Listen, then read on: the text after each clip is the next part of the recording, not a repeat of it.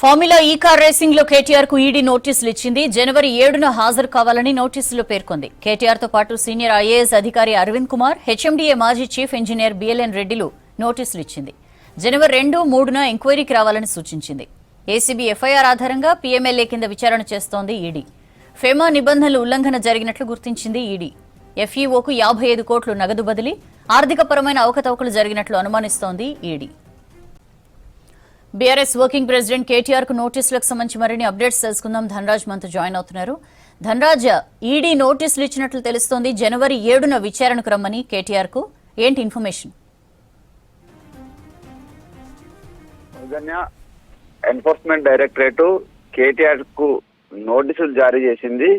అయితే ఈ formula case race వ్యవహారంలో అప్పుడు 2023 సంవత్సరంలో జరిగినటువంటి అవకతవకల వ్యవహారము, అదే విధంగా ఎఫ్ఈఓకు 55 కోట్ల నగదు చెల్లింపు వ్యవహారంలో ఎన్ఫోర్స్మెంట్ డైరెక్టరేట్ మనీ లాండరింగ్ జరిగిందని ఫెమా యాక్ట్ ప్రకారంగా కూడా ఈడీ ఇప్పటికే ఎఫ్ఐఆర్ నమోదు చేసింది. ఏదైతే ఏసీబీ ఎఫ్ఐఆర్ ఆధారంగా కూడా ఎన్ఫోర్స్మెంట్ డైరెక్టరేట్ ఈ కేసును విచారణ కొనసాగిస్తుంది. అయితే కేటీఆర్ 7వ తేదీన విచారణకు రావాలని ఇందులో సారాంశం. మరోవైపున చూసినట్టయితే కూడా ఐఏఎస్ అధికారి అయినటువంటి అరవింద్ కుమార్, అదేవిధంగా హెచ్ఎండిఏ మాజీ చీఫ్ ఇంజనీర్ అయినటువంటి బిఎల్ఎన్ రెడ్డిలు 2, 3వ తేదీన విచారణకు హాజరు కావాలంటూ కూడా ఓ వైపున ఎన్ఫోర్స్మెంట్ డైరెక్టరేట్ ఆదేశాలు జారీ చేసింది. అయితే ఇప్పటి వరకు చూసినట్టయితే ఏసీబీ చాలా వరకు అంటే దర్యాప్తు సంబంధించినటువంటి వ్యవహారంలో కూడా ఇప్పటికే ఓ వైపున పలు అంశాలపైన కూడా అప్పుడు 2023 మొదటి ఫేజు లో జరిగినటువంటి ఈ ఫార్ములా రేస్ వ్యవహారంలో చాలా వరకు అంటే వైలేషన్ చేయడము, అదేవిధంగా అప్పుడున్నటువంటి ఎలక్షన్ కమిషన్, అదేవిధంగా క్యాబినెట్ మినిస్టర్ వాళ్ళ యొక్క ఆమోదం లేకుండానే మొత్తం ఒప్పందాలను చేసుకొని విదేశీ కంపెనీలకు 55 కోట్ల రూపాయల నిధులను చెల్లింపులు చేశారు. దీనిపైననే ప్రధానమైనటువంటి అభియోగాలు ఉన్నాయి. ఇందులో అప్పుడు కేటీఆర్ మున్సిపల్ శాఖ మంత్రిగా కొనసాగారు. ఆయన అధికార దుర్వినియోగానికి పాల్పడడంతో పాటుగాను ఇందులో కుట్రపూరితంగా వ్యవహరించడం, అదేవిధంగా ఏకపక్షాన నిర్ణయాలు తీసుకున్నటువంటి వ్యవహారాలలో చాలా వరకు నియమ నిబంధనలు ఉల్లంఘించారు. దీనిపైన సీరియస్ ఫ్రాడ్ సంబంధించినటువంటి కేసులను కూడా 103తో పాటు 409, 120B వంటి నేరపూరితమైనటువంటి కుట్రల కోణంలో ఉన్నాయి. కాబట్టి చాలా వరకు ఈ 4 కేసుల సంబంధించి చూసినట్టయితే కూడా నాన్ బెయిలబుల్ కేసులు కూడా ఆయన పైన నమోదయ్యాయి. ఓ వైపున ఏసీబీ విచారణ కొనసాగుతుంది.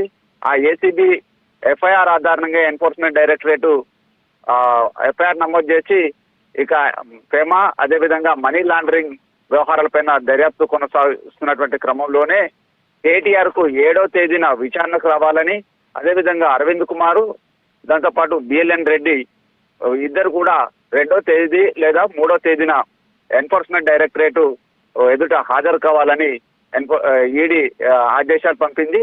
మొత్తం మీద చూసినట్టయితే ఎన్ఫోర్స్మెంట్ డైరెక్టరేట్ చూసినట్టయితే ఈ ఫార్ములా కేసు వ్యవహారంలోనే ఇక్కడ నగదు బదిలీకి సంబంధించిన వ్యవహారంలో ఆర్బీఐ సంబంధించినటువంటి గైడ్ లైన్స్ కూడా బ్రేక్ చేయడము, అదేవిధంగా ఇక్కడ చెల్లింపుల వ్యవహారంలో పలు బ్యాంకుల నుంచి ప్రొసీడింగ్స్ కూడా వాటిని పాటించకపోవడంతో కూడా ఇందులో డబ్బులన్నీ కూడా విదేశాలకు చెల్లింపులు చేసిన విషయం పైన కూడా ఈడీ ఇక కేటీఆర్ ను 7వ తేదీన విచారించినట్లయితే ఆయన స్టేట్మెంట్ రికార్డ్ చేస్తుంది. అప్పుడు ఉన్నటువంటి క్యాబినెట్ ఆమోదం లేకపోవడం, ఆర్బీఐ వైలేషన్ చేయడం, ముందుగానే డబ్బులను చెల్లించి ఆ తర్వాత కాంట్రాక్ట్ ఒప్పందాలు ఎందుకు చేసుకుంది, నిధుల మళ్లింపుల వ్యవహారాలలో అప్పుడున్నటువంటి బ్యూరోక్రాట్స్ వచ్చి హెచ్ఎండిఏ సంబంధించినటువంటి అధికార యంత్రాంగం ఎలా పనిచేసింది, మున్సిపల్ శాఖ మంత్రిగా ఉండి ఇలాంటి వైలేషన్ ఎందుకు చేయాల్సి వచ్చింది అనే వ్యవహారాలపైననే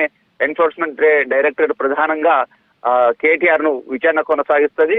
ఇప్పటి వరకు పలు ఆధారాలను కూడా ఏసీబీ దగ్గర నుంచి చాలా కీలకమైనటువంటి ఇన్ఫర్మేషన్ ను ఈడీ కూడా వాటన్నిటిని కూడా తీసుకొని వాటి ప్రకారంగా ఈడీ దర్యాప్తు కొనసాగించనున్నది. సౌజన్య.